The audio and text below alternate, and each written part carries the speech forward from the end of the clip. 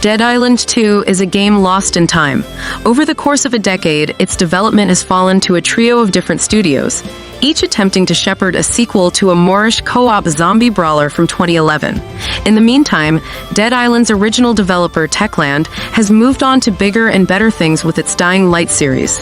The final result of this fraught process, delivered by Nottingham's Dambuster Studios, can sometimes feel like an old friend.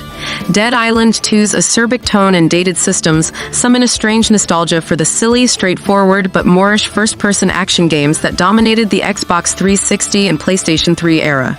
It's a relic that is rough around the edges, but its linearity feels refreshing, and the gore-heavy combat offers constant, visceral spectacle. Most importantly, it's not another checklist death march. If, like me, you've acquired a taste for brevity in recent years, you'll be pleased to hear that you can finish this game in a reasonable amount of time. You play as one of 6 slayers who conveniently congregate on the last flight out of a quarantined L.A., Dambuster's pulpy pastiche of Los Angeles. Alas, the infection spreads on board, the plane crashes, and in the ensuing chaos, you discover that you're immune. An insufferable movie star invites you to their McMansion in Beverly Hills to regroup, and you plot your way through the City of Angels to hopefully become part of the cure. I picked Donnie, a rockabilly Mosier from Cork, Ireland, whose cheesy quips kept me company throughout the predictable campaign. Each slayer has innate abilities and statistical differences, but you still follow the same story beats regardless of whom you choose. Danny's explosive melee attacks sold me, though, as they pair nicely with Dead Island 2's most remarkable feature, its disgustingly intricate procedural gore system.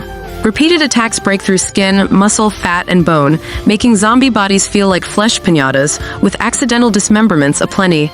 Eyeballs hang daintily out of sockets and jaws swing loose as undeterred zombies shamble toward you, their charred skin giving way to slimy blood. The sheer anatomical extravaganza of Dead Island 2 is a compelling reason to play, and its most forward-thinking feature. I just wish there was a better game to wrap it around. The old-school approach to first-person melee combat feels both lethargic and frustrating here. I constantly felt like I was overextending my attacks and accounting for sluggish animations, the rigid right-stick camera quickly becoming the bane of my existence. This hurts when there's so much joy to be had in finally landing a dropkick and punning a zombie's head off of a garage door in slow-mo.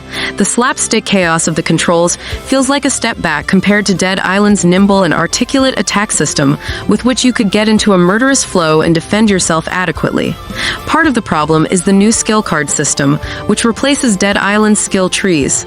The top row of slots makes you choose between abilities like dodging or blocking, which seems ridiculous for such foundational mechanics, and the rest offer insignificant stat buffs that you can't really ascertain in combat. As a result, it's difficult to specialize in any meaningful way. This amounts to a pair of concrete boots as far as co-op is concerned. One of my favorite things about Dead Island was the ability to have expertise in a specific field, like firearms or sharp weapons. This created memorable moments where you could leverage the skills you had developed to fill the gaps in your teammates' respective skill sets. Dead Island 2's lackluster skill system strips away the character-building appeal that the first game so expertly established. When the credits rolled, I felt aimless and unsure how to improve my character beyond playing Zombie Slots with its randomized loot system. Luckily, the districts of this digital Los Angeles are home to some fun side quests that counter the more formulaic main missions in which you race between cutscenes.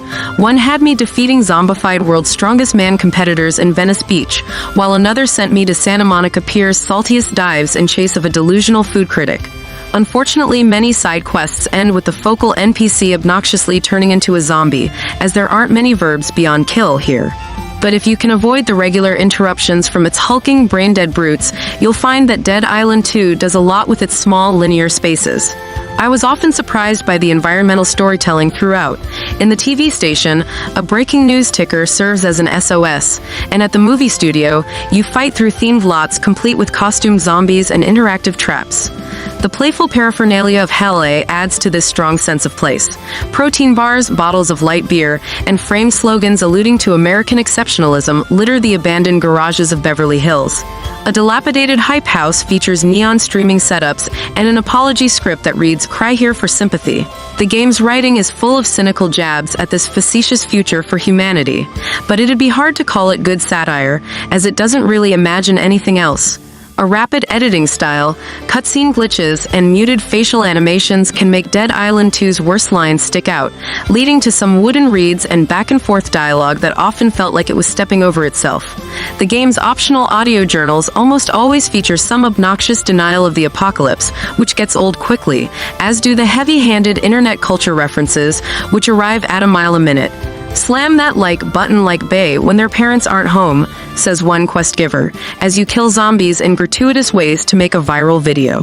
There's an overwhelming fakeness and irony to Dead Island 2 that, without any oppositional hope or sincerity, can eventually make the experience of playing it feel like kind of a downer. Similar to the feeling you get after eating a load of junk food. My partner turned to me during one of my sessions late into the game and said it looked like I was on autopilot. Instead of meaningfully engaging with its systems, I was mindlessly pushing through the hordes in search of more complexity, or a satisfying narrative crescendo that never came. Dead Island 2's nostalgic charms can transport you back to a simpler time, but there's often a reason why you don't see old friends anymore.